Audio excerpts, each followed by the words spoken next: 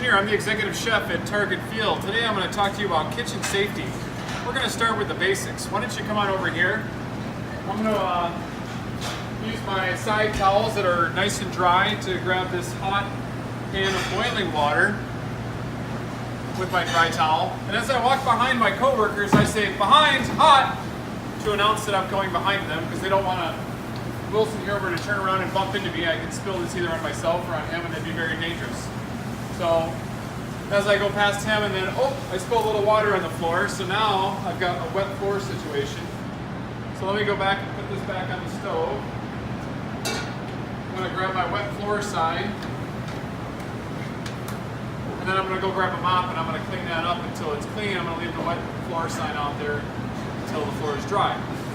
One other thing I want to talk to you about is knife safety. When I carry a knife in the kitchen, there's really only one really good way to carry it. That's down like this, point facing the floor. And I always walk slowly with the knife, and I announce to people that I'm behind them with a sharp knife as well. I never carry it like this, never carry it like this, never carry it like this. Any of these things, if I were to trip, I could poke myself, I could stab somebody. This is a very serious matter. We want to make sure we're always carrying it like this, at our side, point facing down, and tell people that you're behind them with a sharp object. Step over here and I'll show you how to remove a pan from the oven. Again, I've got my two dry, I emphasize dry. If these are wet, they're going to burn your hands. I'm going to open the oven up. I'm going to grab a sheet pan out of the oven. I'm going to use two hands. I'll hold on to it level. I'm going to walk over to my speed rack, and I'm going to slide it on just like that, using my dry towels. Go back over here and shut the oven. Now I'm going to push the speed rack into the cooler, which can be tricky. All the coolers have ramps.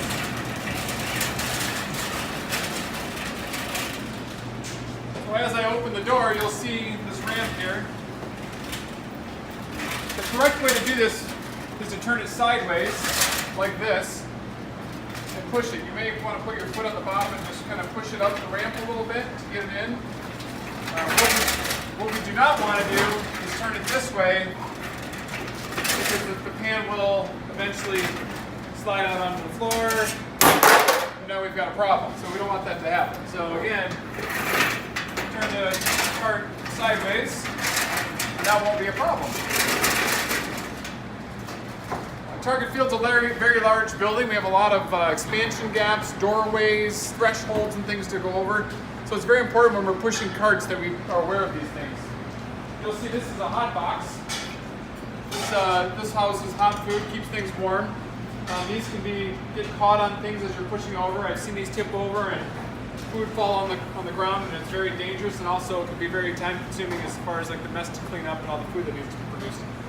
So what you want to do is hold on to it with both hands on the handles, and always stay in front of the door. That way if the door pops open, you can shut it, keep it shut. Announce that you're coming through. Excuse me, coming around. Make sure there's a clear path. Push it carefully as you negotiate your way through the kitchen. And again, some of the key points. Announcing that you're behind someone or in their space while they're working so they're not surprised to see you.